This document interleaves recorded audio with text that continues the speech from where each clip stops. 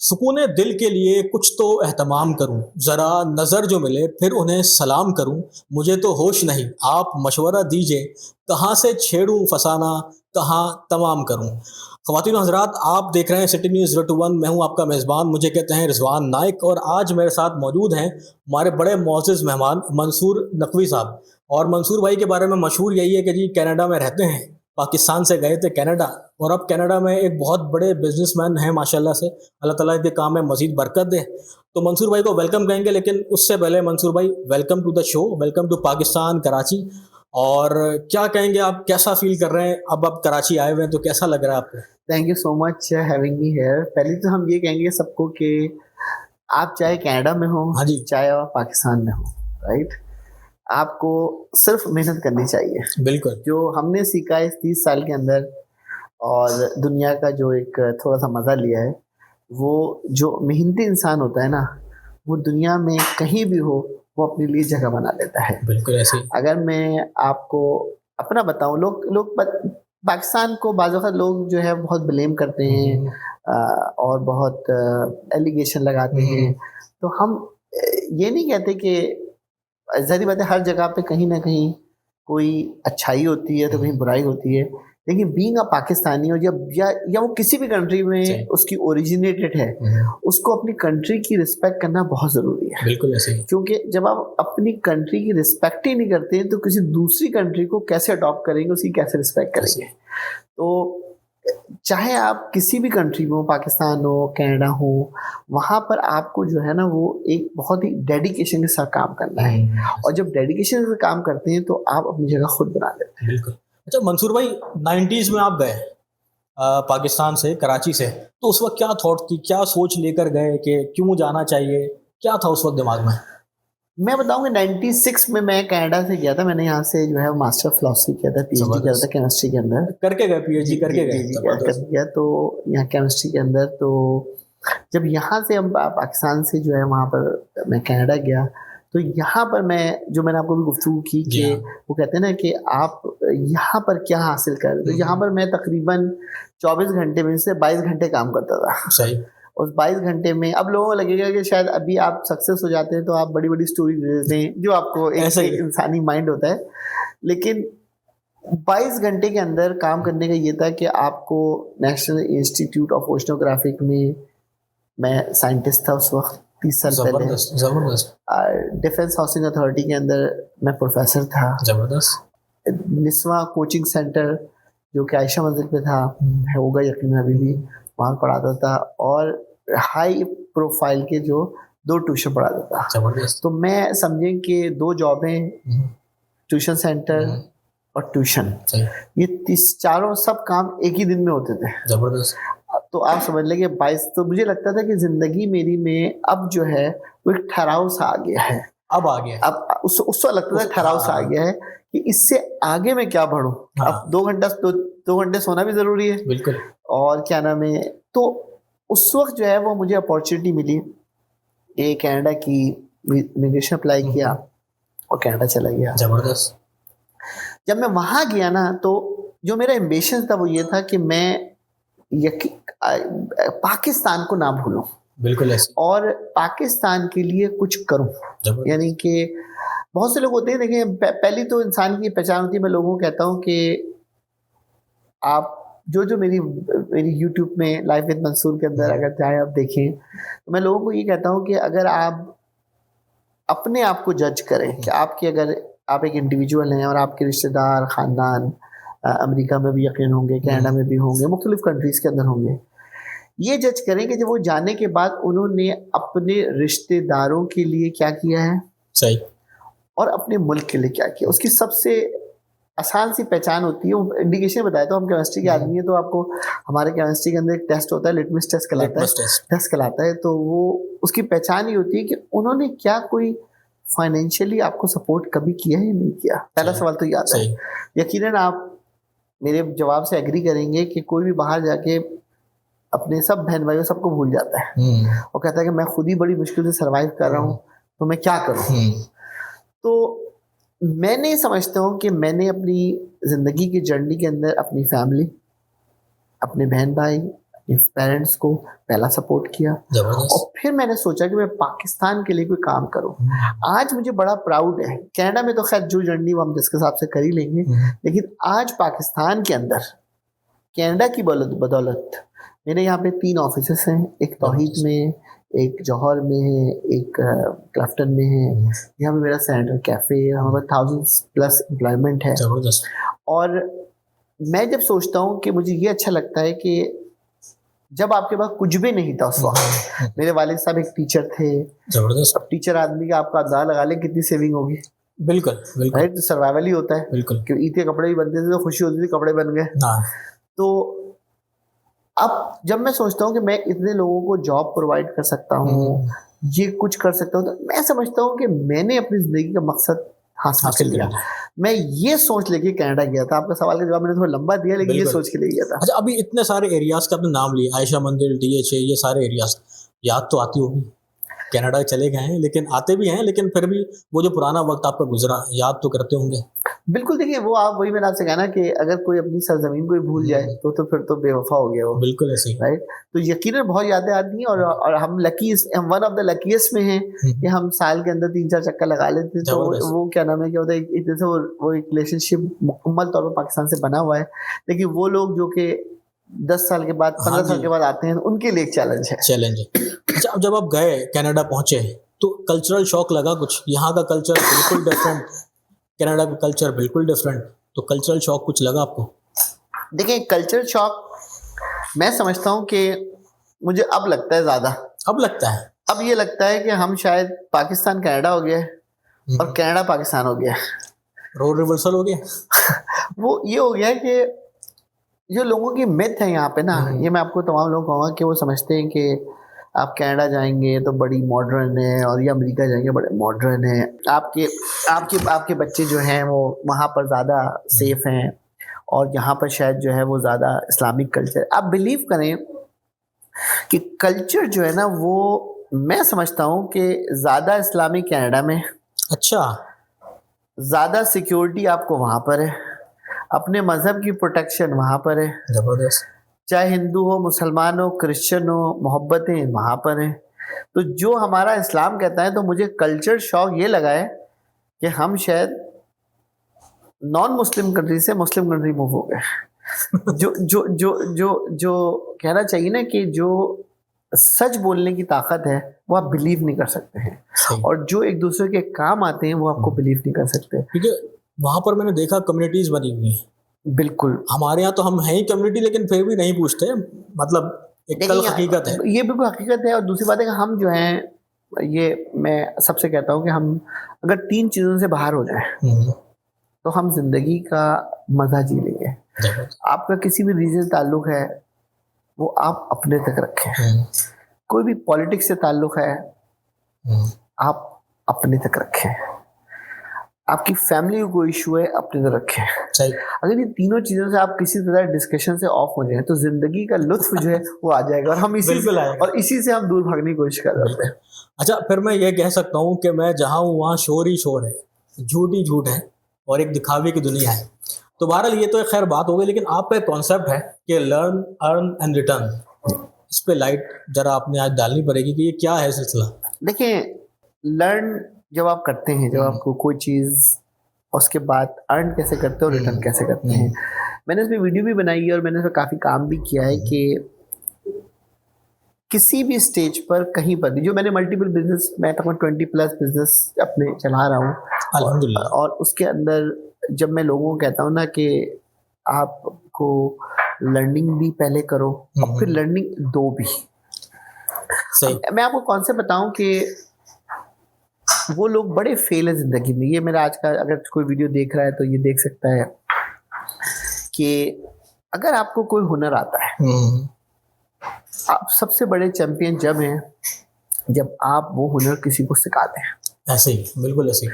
लेकिन अगर आपने वो हुनर को अपने हद तक महदूद कर लिया है और आपको ये लगता है कि अब मैंने अगर सिखा दिया तो मेरी इज्जत या मेरी वक़ार कम हो जाएगा, सही, तो समझे आप ग्रोथ नहीं कर सकते। बिल्कुल ऐसे। मैं कनाडा के अंदर, मैंने वन ऑफ द बिजनेस हमारा रियल एस्टेट का है, इंश्योरेंस का ब्रोकर हूँ, रियल एस्टेट का ब्रोकर हूँ, ट्रस्ट, बेतहाशा चीज़ें हैं। तो जब मैं बना ब्रोकर या जब बना मैं रियल एस्टेट एजेंट बना, जब या इंश्योरेंस एजेंट बना या अकाउंटेंट बना, तो मैंने पहला काम क्या किया कि मैंने वो इन लोगों को सिखाना शुरू कर दिया। तो पहले अर्न करो फिर दो। उससे फायदा ये होता है कि ये मत सोचो कि ये सिखाने से आपका जो बिजनेस आना है, मैं रियल्टर बन गया हूँ तो मैं आपको सिखा दूंगा तो मेरा कस्टमर सर्विस डिवाइड हो जाएगी, ये मत सोचो। सही। उससे जो आपका दायरा बढ़ता है, बिल्कुल, उससे जो आपकी ताकत बढ़ती है और जो मल्टीप्लिकेशन होती है उसका कोई जवाब नहीं होता। बिल्कुल ऐसे ही। अच्छा, अब इतने सारे माशाल्लाह आप काम कर रहे हैं, कनाडा में भी, पाकिस्तान में भी, कुछ फर्क देखने में आता है रवैयों में? जो मिसाल आपका जो अपना स्टाफ है, उस स्टाफ के रवैयों में, थिंकिंग में, क्योंकि अब वहाँ का एक्सपोजर ज़्यादा है, जो वहाँ लोग काम करते होंगे उनका एक्सपोजर अलग लेवल पे है, हमारा अलग लेवल पे है, तो ये फ़र्क नज़र आता है आपको? देखिए, मैं आपको बताऊंगा कि हमारी पाकिस्तानी कौम बहुत हार्ड वर्कर है। बिल्कुल है। इसको जो कमी है वो लीडरशिप की कमी है, डायरेक्शन चाहिए उसको, right. There is no doubt, मैं कभी भी अपनी यंगस्टर पर कभी भी ब्लेम नहीं करूंगा जो हमने, क्योंकि अब 30 साल गुजार दिए, कभी हम भी यंग थे जो उस वक्त हम अब भी हैं तो वो जो हमने 30 साल गुजार दिए, तो आज जो हमें यंगस्टर मिलता है यहाँ पे 17 साल का, 18 साल का, तो हम उसको यही कहते हैं कि तुम अपनी लाइफ के अंदर जो है वो तुम, यहाँ पे लोग बहुत ज्यादा छोटा सोचते हैं। हाँ, ऐसा ही है। वो लिमिटेड थॉट के साथ जा रहे होते हैं। छोटा सोचने की वजह से उनको एक्सपोजर नहीं मिलता है। बिल्कुल ऐसे ही। मैं उनको ये कहता हूँ कि तुम अपनी सोच को बड़ा रखो, पहली चीज। दूसरी चीज, अपने काम से काम रखो। सही। ये फर्क है कनाडा के एम्प्लॉइज के अंदर और पाकिस्तानी एम्प्लॉय। यहाँ पर जो एम्प्लॉयमेंट के अंदर जो प्रॉब्लम है, उसकी नजर ये होती है कि बॉस कितना कमा रहा है। सही है। वो ये नहीं सोचता उसकी अपनी जॉब क्या है। वहां पर बेनिफिट ये है कि वो ये देखता है कि मेरे पास क्या है। सही। जो बॉस के पास है इज गुड फॉर हिम। हाँ, मेरे पास क्या है। ये जो कॉन्सेप्ट है ना, ये दोनों सरजमीन पे डिफरेंट है, जो मुझे अपॉर्चुनिटी मिली। जबरदस्त। अच्छा, अब ये बताएं मंसूर भाई, फेलियर को आप किस तरह देखते हैं? देखिए, मैं जो फेलियर को ना, मैं सक्सेस देखता हूँ। जबरदस्त। क्योंकि देखिए ना, जब तक इंसान गिरता नहीं है, जब तक संभलता नहीं है, ऐसे ही। तो कभी भी आप जिंदगी में आगे की तरफ जब बढ़ते हैं, यकीनन उसमें कोई एश्योरेंस नहीं होती कि यकीनन डेस्टिनेशन होती है, बिल्कुल, लेकिन आपको ये सोचना चाहिए कि अगर आप कहीं पर आपको नुकसान हुआ है या आपको कहीं पे गिरे हैं, तो वो चीज़ जो है वो आपको ऊपर उठाती है। बिल्कुल। और उससे जो आप सीखते हैं वही असल में मैच्योरिटी है। बिल्कुल। तो आपका भी कोई टर्निंग पॉइंट रहा है? बिल्कुल सर। जब भी आप देखिए, कोई भी आप स्टेप लेते हैं, जब आप, ऐसी एग्जांपल है कि हमारी कनाडा के अंदर एक बहुत बड़ी हाईवे है, जैसे यहाँ पर आपकी जो है वो शारा फैसल के लिए, या बड़ी आप ले लें, सुपर हाईवे ले लें, या उस पर जाएं, हमारी 401 है या 407 है। जब आप किसी हाईवे पे चलते हैं तो चांसेस है कि शायद एक्सीडेंट हो जाए। चांसेस है, आप जानबूझ के नहीं कर रहे होते, लेकिन चांसेस है एक्सीडेंट हो जाए। खुदा ना खासा एक्सीडेंट हो जाए तो आपको ये पता लगता है कि आपने गलती क्या की थी या आपके सामने वाले ने क्या गलती की थी। सही। तो जब आपको ये पता लग जाए ना कि जब आप कहीं पर आपको बिजनेस कर रहे हैं, आपको पता लगा ये डिसीजन आपको गलत हो गया, तो फिर आपको उम्मीद नहीं छोड़नी है, बल्कि आपको फेलियर के बाद मैं समझता हूँ कि आप ज़्यादा स्ट्रांग होते हैं। और कई दफ़ा ज़िंदगी में ऐसा हुआ है कि मैं आपको अपनी ज़िंदगी की एग्जांपल दूं कि मैं अभी रिसेंटली जापान में था। मैं आज से 1995 में, बल्कि मैंने जब अपनी यूट्यूब बनाई तो मैंने ये इसमें डाला है बाकायदा तौर पे, ये जापान से पुरानी यादें। सही। और मैंने, और जो आपका सवाल है, दोनों को लिंक करता हूँ मैं आपको, जो आपने पूछा ना कि फेलियर क्या होता है। तो हमारी एक दोस्त थी और मैं था, हमने एग्जाम दिया था और जापान की उसको स्कॉलरशिप थी। सही। तो वो 3 इडियट का बड़ा अच्छा डायलॉग है कि जब दोस्त फेल हो जाता है तो बहुत अफसोस होता है, लेकिन जब दोस्त पास हो जाता है तो उससे ज्यादा अफसोस होता है। तो कुछ हमारे साथ भी ऐसा ही हुआ कि जब हम उस वक्त फेल हो गए, उस स्कॉलरशिप में 2 लोगों को जाना था पाकिस्तान से, आखिर में चले गए थे, 2 को, 1 को पिक करना था उनको, हमारे दोस्त को पिक कर लिया। तो उस वक्त ऐसा लग रहा था कि शायद जिंदगी में हमारी हर चीज फ्रीज हो गई, हम फेल हो गए। और उसके बाद मुझे चांस मिला, मैं कनाडा चला गया।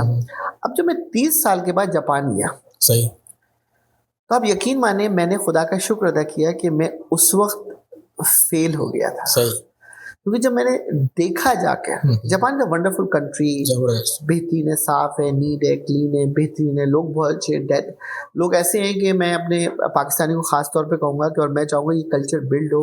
और मैं जापान की ज़बान में अगर मैं कहूँ कि उन जो मैंने देख कर आया हूँ, कि कहते हैं कि जब बच्चा अपनी स्कूल की एजुकेशन शुरू करता है ना जापान में 4 साल तक उसको क्या पढ़ाया जाता है? उसको सिर्फ एथिक्स पढ़ाए जाते हैं। जबरदस्त। कि कैसे तुम्हें बड़ों से पेश आना है, कैसे तुम्हें लोगों का काम आना है, कैसे लोगों की हेल्प करनी है। वहाँ पे ये हाल है, पॉपुलेशन तो आपको पता है जापान की ज़्यादा है, और वहाँ पे ये हाल है लोगों का कि अगर वो गलती से किसी भी रोड चलते आदमी से कोई सवाल पूछ लो, सही, तो वो आपको आपके घर तक छोड़ के आता है उसका जवाब देने के लिए, बगैर किसी इंटरेस्ट के, चाहे वो बच्चा हो, बूढ़ा हो, जवान हो, एथिक्स इज हाई क्लास। सो कहने का मतलब ये मेरा कि जब आप कहीं फेल होते हैं, ये मत समझिए कि आपके रास्ते में रुकावट हो गई है, आपको कोई नया रास्ता मिलने वाला होता है। बिल्कुल। तो ये मैं समझता हूँ कि जो लोग ये जो फेल होके गिव अप कर देते हैं ना, वो मत करें गिव अप, क्योंकि अल्लाह ताला ने आपके लिए कोई नई राह चूज की होती है।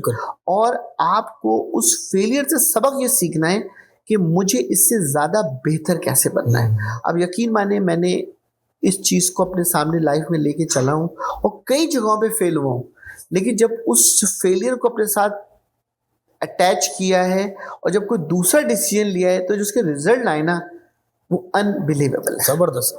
अच्छा मंसूर भाई, बिल्कुल देखें भाई, लेसन आज की पॉडकास्ट में बहुत सारे मिलने वाले हैं।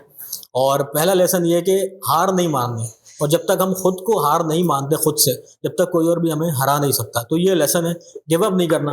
मंसूर भाई, बहुत सारी बातें होनी आज, थोड़ा सा एक रैपिड फायर करते हैं, आपको भी मजा आएगा। और मैं समझता हूँ कि ये बिल्कुल कन्वेंशनल मीडिया से हटके हमारी बात हो रही है। तो रैपिड फायर में मंसूर भाई ये है कि कॉफी से आप बड़े मुंसलिक हैं आजकल, तो अब बताएं कॉफी या फिर चाय? कॉफी ठीक हो गया, जो कि आपने मुझे चाय पिलाई है। हाँ। ठीक है। अच्छा, इसके अलावा ये बताएं कि रिस्क और सस्टेनेबिलिटी, इस पे किस तरह देखते हैं? देखिए, मैं कहूँगा कि रिस्क इज इम्पोर्टेंट, सही है, और सस्टेनेबिलिटी को आपने दोनों से कनेक्ट करें तो वो भी इम्पोर्टेंट है, कि वो आप पे डिपेंड करती है कि आप उसको कैसे जो है उसको मेंटेन रखते हैं। Risk is always important. एक मुश्किल सवाल आपकी तरफ आ रहा है, पाकिस्तान या कनाडा? मैं कहूँगा कि अगर पाकिस्तान मेरा दिल है तो कनाडा मेरा दिमाग है। जबरदस्त। तो मोहब्बत जहाँ आप हो, आपको दोनों से मोहब्बत करनी है। कनाडा भी हमारा मुल्क है और पाकिस्तान हमारी जान है। तो हम सही खेल गए हैं वैसे आप।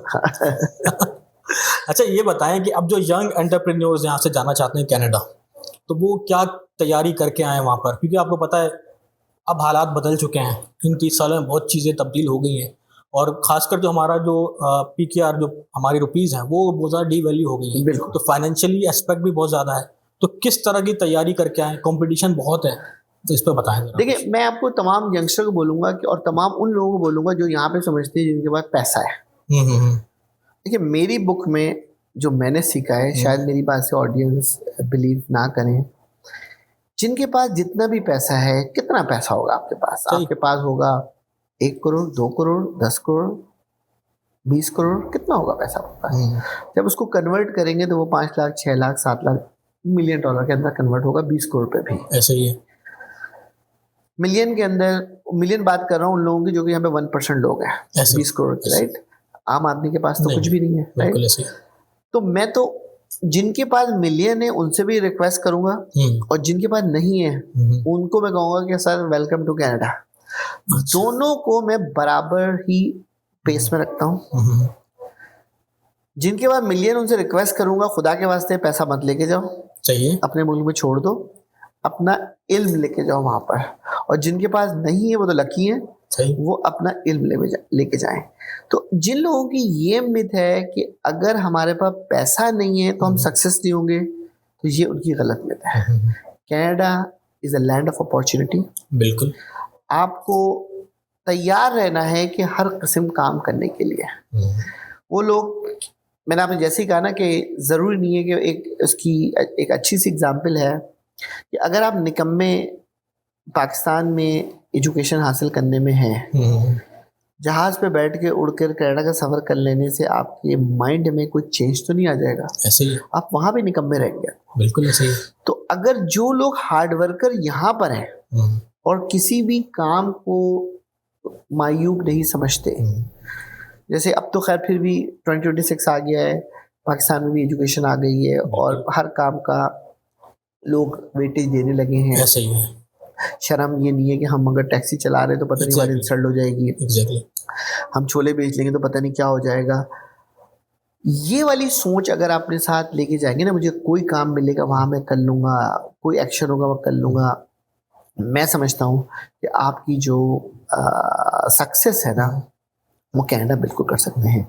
और आज सवाल कि कनाडा जाने के लिए, देखिए इस वक्त ज़ाहिर बात है जैसे जैसे दुनिया आगे बढ़ रही है, limitation, access is very tough. बिल्कुल ऐसे ही। अगर मैं 96 में देखूँ, उस वक्त भी टफ था, उस वक्त हमें लगता था उस वक्त टफ है, अब मैं देखूँ मुझे लगता है कि अभी तो अब तो बहुत ही टफ हो गया है, राइट।